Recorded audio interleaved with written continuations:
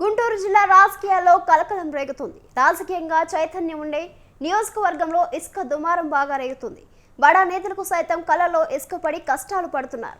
ఇసుక కష్టాల గురించి తెలుసుకోవాలంటే ఈ స్టోరీ చూడాల్సిందే.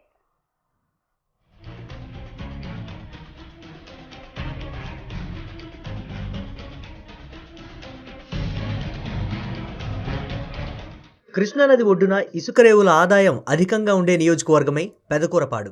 అతిపెద్ద నియోజకవర్గమే కాకుండా అనేక మంది సీనియర్లను గెలిపించిన గడ్డ ఇది. మధ్యలో మారిన సామాజిక సమీకరణాల్లో తెలుగుదేశం పుంజుకుంది. ఈ నేపథ్యంలో తెలుగుదేశం పార్టీకి కూడా బలమైన ఓటు బ్యాంకు ఈ నియోజకవర్గంలో ఉంది.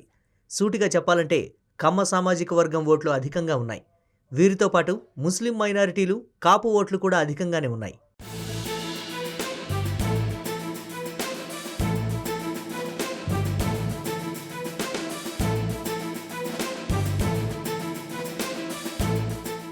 వాస్తవానికి పెదకూరపాడు కాంగ్రెస్కు కంచుకోట. అలాంటి చోట కాంగ్రెస్ నుండి సీనియర్ నేత కన్నా లక్ష్మీనారాయణ 5 సార్లు ఎమ్మెల్యేగా గెలిచి మంత్రి పదవులు నిర్వహించారు. కన్నా హయాంలో ఆ నియోజకవర్గానికి ఒక ప్రత్యేక గుర్తింపు తెచ్చారు.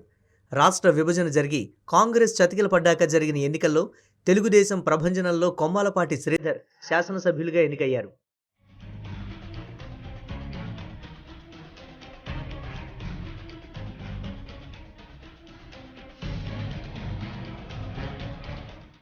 అయితే 2019లో రాజధాని పక్కనే ఉన్నప్పటికీ అమరావతి ప్రభావం ఈ నియోజకవర్గంలో ఎంతమాత్రం చూపలేదు.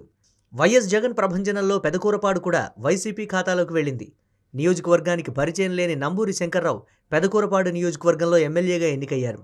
4 ఏళ్లుగా ఎమ్మెల్యే శంకర్రావు స్థానికంగా ఎలాంటి వివాదాలు లేకుండా నెట్టుకొస్తున్నారు.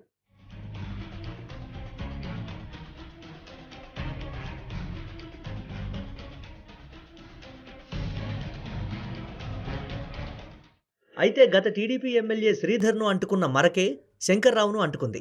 పెదకూరపాడు అంటే కృష్ణానది తీర ప్రాంతం, ఇసుక రేవులకు అడ్డా ఇది. అలాంటి చోట ఇసుక వ్యాపారమే ప్రధానంగా సాగుతుంది. ఇంకా చెప్పాలంటే రాజకీయ నాయకుల చేతుల్లోనే సాగుతుంది. యథావిధిగా అధికార పార్టీ నేతల కళ్ళు ఇసుక రేవులపై పడ్డాయి. అధికార పార్టీలో ఎమ్మెల్యే వద్ద కింగ్ మేకర్లుగా ఉన్న కొందరు యథేచ్ఛగా ఇసుక వ్యాపారం చేస్తున్నారు.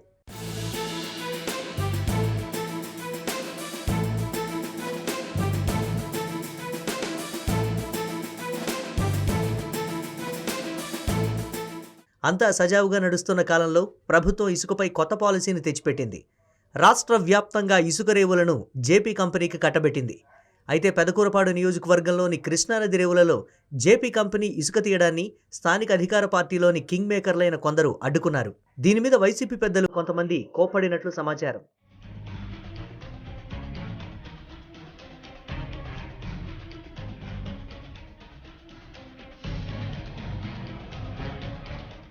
కొంతకాలం గడిచిన తర్వాత జేపీ కంపెనీతో స్థానిక అధికార పార్టీకి ఒప్పందం కుదిరింది. అయితే ఇటీవల ఏమైందో తెలియదు కానీ ముఖ్య నేతలు పలువురుపై సస్పెన్షన్ల వేటు పడుతోంది. దీంతో ఎమ్మెల్యే అనుచరుల్లో ఆందోళన మొదలైంది. ఈ ఇసుక దుమారం చివరకు ఎమ్మెల్యే శంకర్రావు పీకకు చుట్టుకుంటోంది. దీంతో ఎమ్మెల్యే కూడా టెన్షన్ పడుతున్నట్లు టాక్.